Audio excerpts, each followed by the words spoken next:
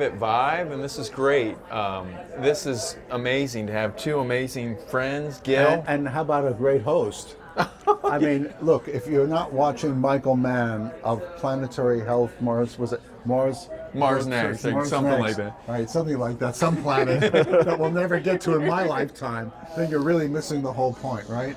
So I'm surrounded by two greats. I've got Michael here, who really has one of the hottest sort of like programs going, and his Substack is extraordinary. I've got Alex over here, who's become the impresario of building community. I mean, every time I look online, he has like another 100 fans of his gathered in somebody's office, and you don't even know it that they're there until they show up. That's somebody's Fin Partners office Well, usually.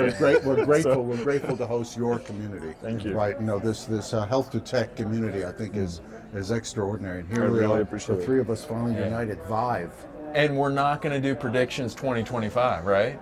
I think we did that, didn't we? Yeah, already? we You did. missed that show. we can go 2026. And how already. good are my predictions, by the way? 100%. You see 100% that? You see right. that? And are you investing in my funds? Right? These guys making so much definitely money. should. I told them to invest in my select funds. It's like, How do I get access to well, you that? got to speak to this guy. He is the one who's connected. God. You were about to say. Oh my gosh. So this is about practical, like the rubber meets the road or something? What do we... And Yeah, I mean, we were just talking about this. I mean, we're here at Vive. This is a very dynamic program. I mean, it's, you've got a lot of interesting speakers. You've got mega players like Oracle, Microsoft, Epic, all the AWS, all the major players here. And then you've got a lot of companies that are doing incremental things to improve the system. But I think that from our experience, I think the most important thing that's happening right now is the shift in the conversation from the theoretical, the future of AI, the future of ChatGPT, the future of LLMs. And I think we've kind of like pushed it back to what are we doing like today and tomorrow, using these technologies to improve a system that we all acknowledge is broken, it's fragmented, and we don't like it, and we understand that somehow or another we've got to fix it. So tell us, Gil, which use cases are you most excited about with the help of AI? What can we improve like today, not tomorrow, not in the future, but today? Yeah. First of all, I just want to say a hat tip to the Microsoft presentation that started off the meeting today, which was great. There were some key terms where Microsoft, Joe acknowledged that the biggest issue isn't technology. We've got great innovation. I think that one of the things that really has sort of struck me today, and I came in hoping, and those hopes have already been realized, is this word has been popping up again and again: collaboration. So when you ask about what technologies are impressing me, it's not so much the technologies that are impressing me. I think it's a mindset shift that I'm finding very gratifying. It's almost like a relief to hear that people are saying, I can't do it alone. And so now what we're seeing is these coalitions developing, as we were, of companies understanding we need to get like 10, 15 companies, 50 companies to work together to fix the system. Is just a fascinating conversation and a hopeful conversation. I agree. I'm gonna ask something more provocative. I'm sure you know Matthew Holt. Matthew just recently on my new YouTube show, he mentioned this thesis, which I'd like to hear your opinion about, that the health system itself wasn't built for digital health startups to succeed. What would you think about that? Well, first of all, the health system was constructed in this country post-World War II, right? It's a capitalistic basic system, unlike Europe, which is really more government-led system. We had a private enterprise system. So I'm going to sort of like lovingly disagree with Matthew, because I don't think it wasn't built to impede digital health. I think it was built to support itself. Okay. Right? And the economics of a capitalist system. And that's why you see things bolted on constantly. Like, do we need, for instance, or not, PBMs? I mean, where did they come into existence? Someone said, I think I could save money or make money will create an industry called PBMs. Well, whatever heard of that? When health insurance first became available, there was no such thing as prior authorizations. Everything was authorized, Right. and you got 80% back of the spend, and you spent 20%. But Matthew has to remember when he was a young lad, right? What treatments did we have for hypertension, diabetes, cancer, all these serious ailments? Well, we did have something.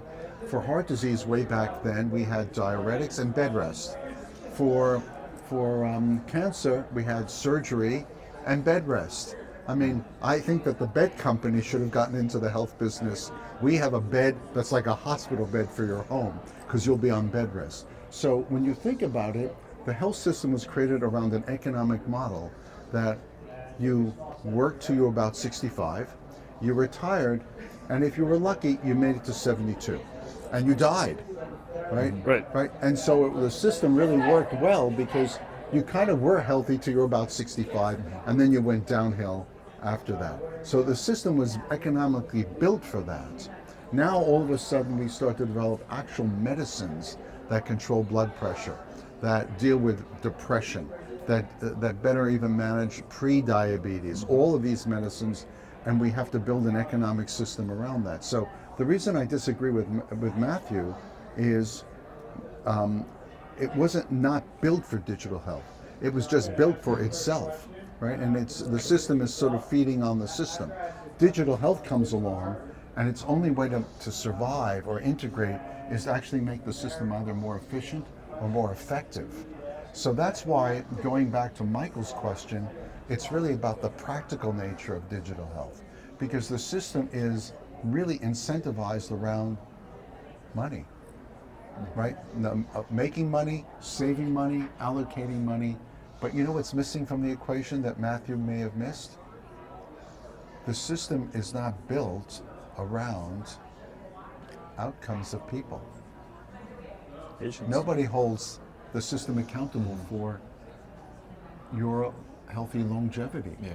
Right? You don't get a bonus as a provider or a payer by saying, you know, we pushed Michael to get all of his colonoscopies on time, all of his preventive care on time, and because of that, and maybe Michael needed like input from a dietitian at some point, a nutritionist. We did that to support as well. None of that happens. If we say he doesn't have diabetes or heart disease, we're not going to reimburse for that, right? And so think about it.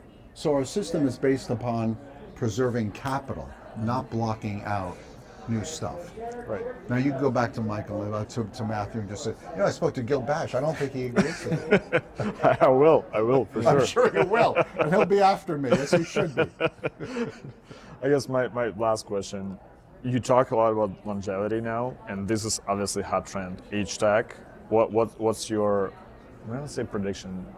We're not talking about No predictions. like, but you know, age tag is so hot. Like I went to some of the exhibition booths and so many about age tag. Do you think this is like the new hottest trend? So I think it's not so much the hottest trend. I think what we're realizing to some extent is that a lot of the people who are running the system are fortunately getting older.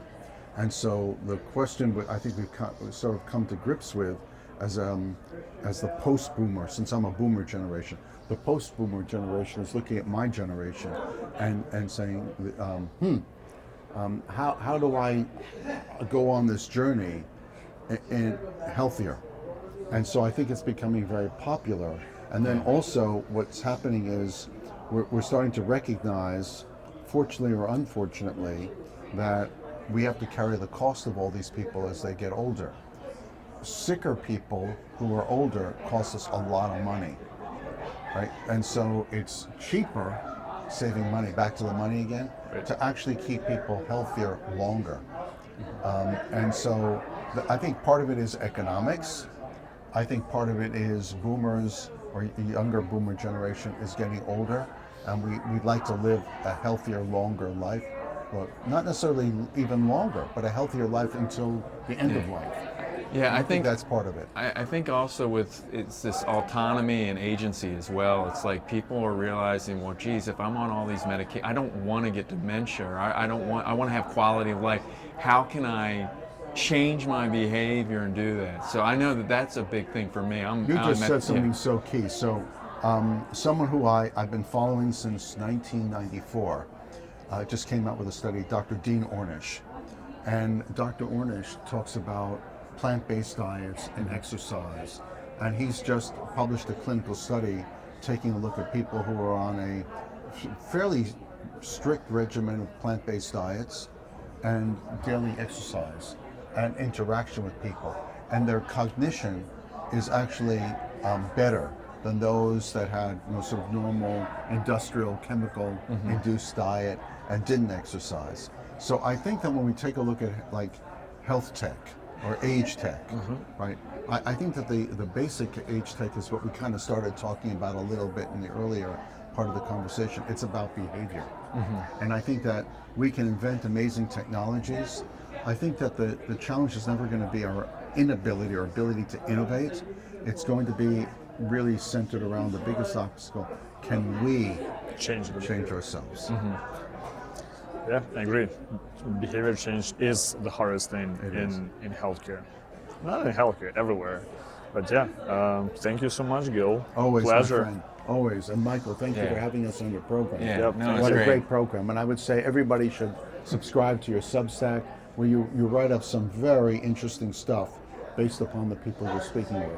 Well, thanks for coming. And medical life as well. Yeah. Please. Yeah. Please Yeah. follow us. Thank you.